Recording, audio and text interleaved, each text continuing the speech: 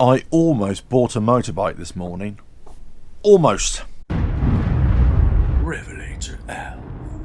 Morning, it is blowing a gale here in the UK, but I'm off to get a new motorbike. So I've been looking around to see if I can find a deal, and I think I found one. So basically the bike I'm going to look at is a Yamaha XT125R. It's a 2007 model. It's been dry stored for about 10 years. It's like a forgotten bike really.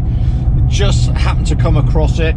Now this is the trail bike version of the Yamaha YBR125. So I think the YBR125 is about 15 horsepower. The XT125 is about 12.5 horsepower, so slightly detuned, but that's unsurprising being that it was for a trail bike. Anyway, let me go and see what it's like. It's a non-runner.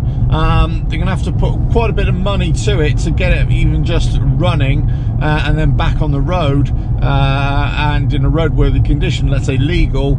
So let's see what I find first of all, but if it works out, I'll show you what it's all about.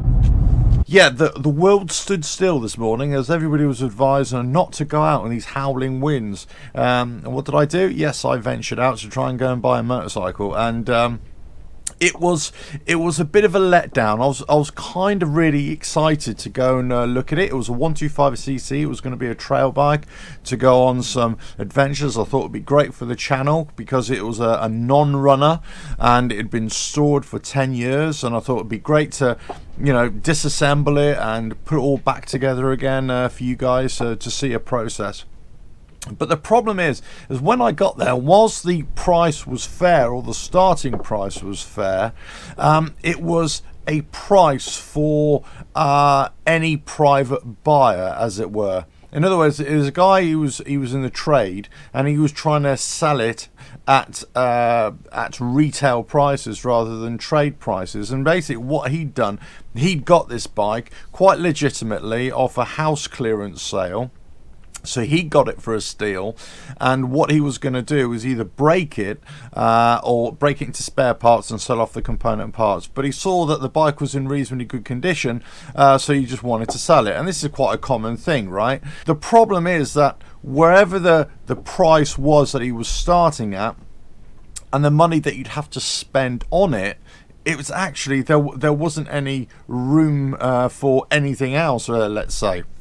So let's say if I wanted to sell it on later on, you're making a big loss. And also, because you had to spend £300 or £400 on it just to bring it up, because basically there's quite a few things missing on it. You'd have to source all those parts. The electrical was the issue. Obviously the engine wasn't running as well. So that I could already see just by 5 seconds looking at it, you know, you start adding up. So well, it needs that, it needs that, it needs that, you know, new battery, new tires, you know, new side covers, you know, speedo clocks, all these kind of things you add up, and you start totting it all up and you think it's too much. Now if I went in and I could buy that bike at what the chap had paid for, which I'm assuming was a fraction of what he was trying to sell it for, then that's where I'm at. That's where I'm looking to buy a bike.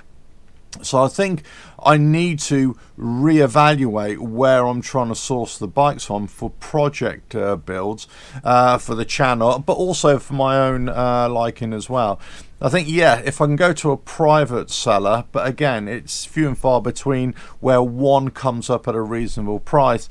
And the other thing is then seeing, right, how much is it going to cost me to fix it? Because these are not really bikes that I think, well, I want to treasure this bike. I've been a fan of it for years and years. Because this is a non-runner bike, and I just want to buy it and fix it up to actually go ride and have fun with, rather than make it into some kind of showpiece bike. That's not the point of this endeavor really. It's purely just to get a bike, go and have some fun on it, but try and show a process of buying a non-runner bike and getting it back up to speed for you. So I thought it was a little bit overpriced for what it was. I could already tell that before I went to look at it. It was very local to me. That's why I went to have a look. And I thought, well, do you know what, you know, why not give it a punt? The problem is that the guy, you know, we kind of, you know, to and froing a little bit, but he told me what the price he realistically wanted, and again, it was way overpriced for what I would be willing to pay. That's not to say that somebody else wouldn't be willing to pay it as well, and it wouldn't necessarily be a bad price if this is a bike that you really wanted to keep, and you wanted to make it your pride and joy. The problem is, it isn't that kind of bike. It was never going to be a pride and joy bike. It was more of a, it's a 125cc.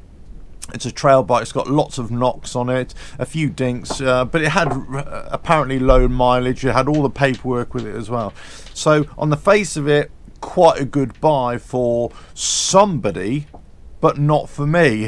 So this is where I'm at, really. So I've come back. Then I've been trying to get back onto the old internet to try and source another bike or another couple of bikes, which I'm looking for. But then the power cut hit, and all of a sudden we're without power. That means no internet. So it's almost like gone back to the Stone Age, really. So I'm at a bit of a loss. That's why I thought I'd come into the workshop and see what I could do. But well, I'm kind of twiddling my thumbs, really, because there's not a lot to do. I've done a few things on my heroic Harley, and I've sorted out all my tools. I've put everything away. What else am I going to do? So yeah. So I thought I'd bring that to you, because sometimes when you're looking at bikes to buy, and I've kind of talked about this before in the past, about what I think are overpriced bikes here in the UK, and I suppose you could say the same all over the world. Depends on what your take on this is. There are people out there who will want to spend money on a bike for a project, okay, and we know that all the time. That's been going on for years and years, and they're willing to overpay. Some people, they've already got a bike and they're looking for a donor bike, so they're looking to overpay just so they can get all the parts off that. The flip side of this is that there are people out there who've made a business out of this, and legitimately so. I don't hold a grudge against those guys either. But what they've done, they've taken a bike and they've overinflated the value of that bike, because they know the parts that they can sell off it is going to be quite valuable. But as a running bike, it's not that valuable in the grand scheme of things.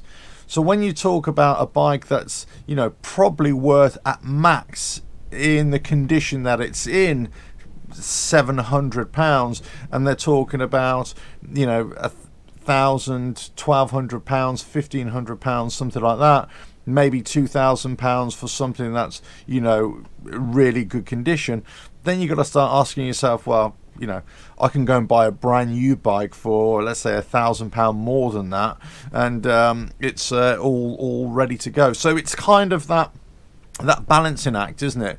Of what people are willing to pay, what people are buying these things for and then trying to sell them on for, or what they can get parts for. And then you, as another buyer, an independent buyer, you're kind of in the middle of this, in this mix of trying to work out where the best price is. And I think, for me, I've always said this, I'm not going to buy a bike that I think is overpriced. Now, I could be wrong, and I could be, living in dreamland where I think I'm going to buy a bike for a tenner, but I still stick to my guns in that I won't overpay for a bike which I just don't think has got any value in it. Now, if I can get a good bargain on a bike, I absolutely will, and if I need to buy a donor bike afterwards to help fuel that, but again, I'm not going to overpay for that.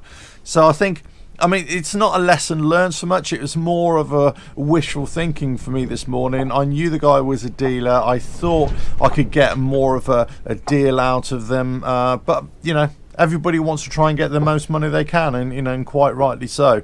So I was, in that kind of excited mood this morning. I was going to come back and start working on the bike in the workshop here, stripping it down and, trying to get the bike running. That will be the first order of business before spending any money on it, of course. But unfortunately, I'm without a project bike, and the shelf here, the parts shelf, is still empty and bare. So the search goes on for another bike or another couple of bikes. So one is going to be I've decided now, a very lightweight moped for the camper.